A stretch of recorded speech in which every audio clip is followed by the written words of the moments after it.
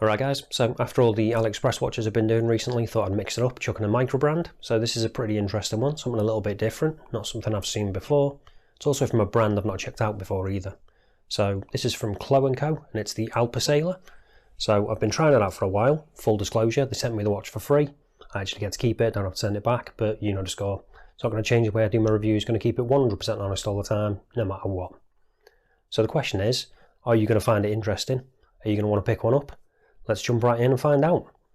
And here it is. So this dial version I've got here, this is the Retro Neo.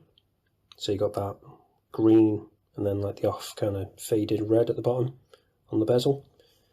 They also have a few different other options. So they have a deep blue, they have a polar, which is obviously white. Then they have something called a 5th anniversary one, which is like a black and blue, so kind of like a Batman. And then they have a British Racing green. So a few different options if you do like the overall design but not keen on this colour. They do have other ones, so you should be able to find one you like. And it is a really interesting design, not something I've seen before. Nice mixture of brushed and polished on the case and the bracelet, and it's all really nicely finished. So I'll quickly show you the bracelet. So again, as I say, really nicely finished. Pretty significant taper on that as well. When it comes to the clasp, we've got plenty of micro adjust, so that's not an issue at all. And then we've got the logo on there. Middle clasp. When it comes to the case back, got a quick zoom in on that and show you that. All the way around. So we've got the Chloe & Co, and then that logo. And other than that, it's a pretty clean case back. Screw down. You could probably see as well we've got an integrated bracelet on this. So it can actually be unscrewed, I think. But obviously with it being integrated, you're probably not going to find something to fit. But this is a nice bracelet, it does wear really well. And as I say, the finishing is spot on. So it's push pins. And I've actually taken out quite a few links on this already. So I'll quickly zoom back out and I'll show you. So these are the links I've taken out. And as you can see, push pins. So I've taken out the 3 links and I've got a 7-inch wrist, so you should be able to get this to fit you unless you've got a ridiculously big wrist. So before we get onto the dial, let's quickly talk about the dimensions on this. So we've got a diameter of 41mm, thickness of 12.6. Obviously with it being an integrated bracelet, there's no point doing the lug width. So when it comes to the lug to lug, we've got ever so slight male end links on this, so we'll measure it from that, but you can see they do curve down pretty quickly. So it will wear better on wrist than this will suggest, but I'll show it you anyway. So we've got a 51.5 lug to lug. Not the smallest of dimensions, it's not going to be a watch for people with smaller wrists. If you've got larger wrists, this might appeal to you more. But let's get onto the dial and have a look at that. So you can see we've got a nice pattern on that, which does look good. And again, we've got the branding at the top there, Chloe & Co, automatic at the bottom, 100 metre water resistance, 300 feet, and then that black date window at the bottom at the 6, which I do like. That is black, integrates nicely.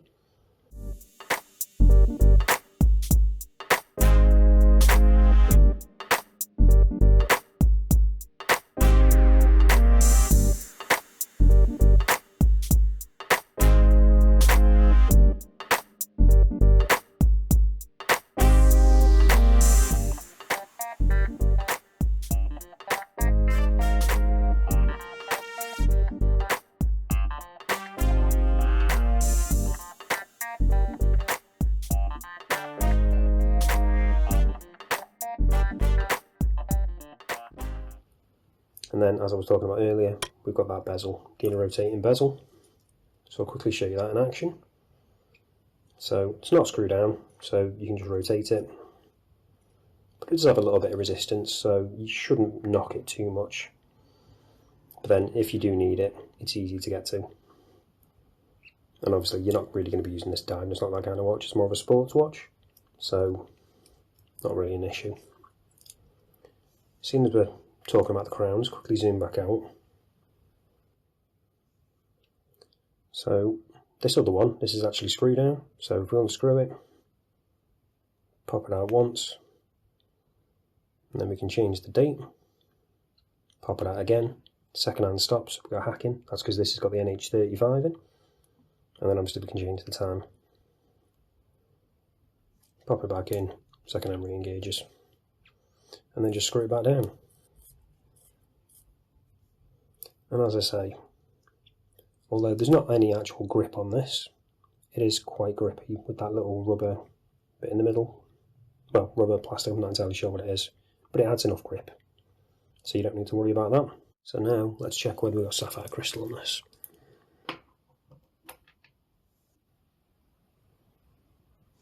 Using the trusty diamond selector too.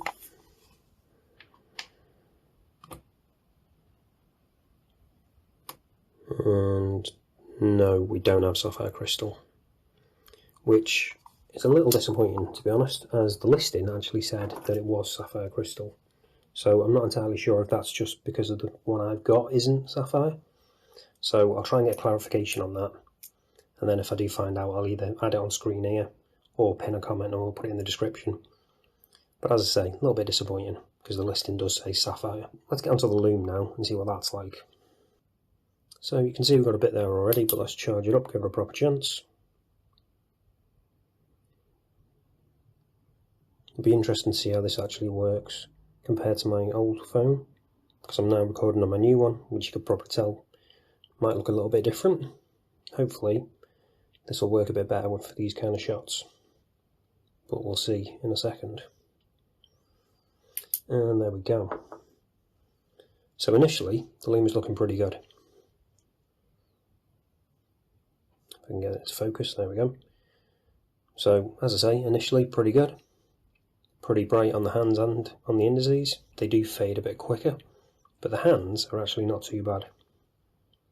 Not the best, because they do fade eventually, but given the style of watch, I've not been too disappointed, to be honest. Pretty good. Doesn't quite appear as bright as it is on the camera, which is the opposite, ironically, to my previous camera.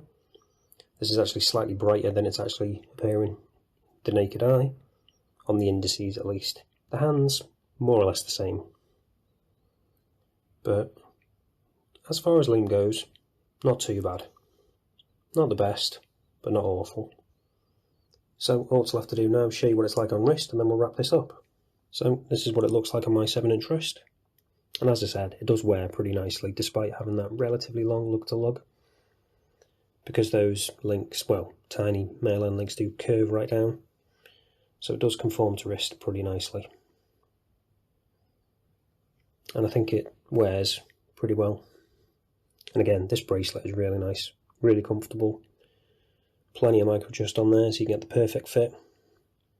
So you can just get it to fit perfectly, so it won't be bobbling about, as there is quite a bit of weight in this head. And then because this tapers down, there's not a lot of weight at the bottom here, but you just wear it slightly tighter, so it's not an issue at all. But I think it looks really good. So you're probably wondering, how much are these? So pricing wise, it's about £347, which works out about $455, which is about 412 euros. Which I know some people will think is a bit steep for an NH35 powered watch, but I think for the design you're getting and the build quality overall, it's just about justifiable. The one slight issue I do have though is that crystal, but I'll get clarification on that as I said earlier. But I think overall it just about justifies the price, because it's got that unique design, nice little touches with those onyx crowns, that nice overall design in a rotating bezel, decent lume, solid movement if not outstanding, so overall a pretty decent package. But let me know what you think down in the comments. But that's it for this one guys, thanks for watching, I'll see you in the next one.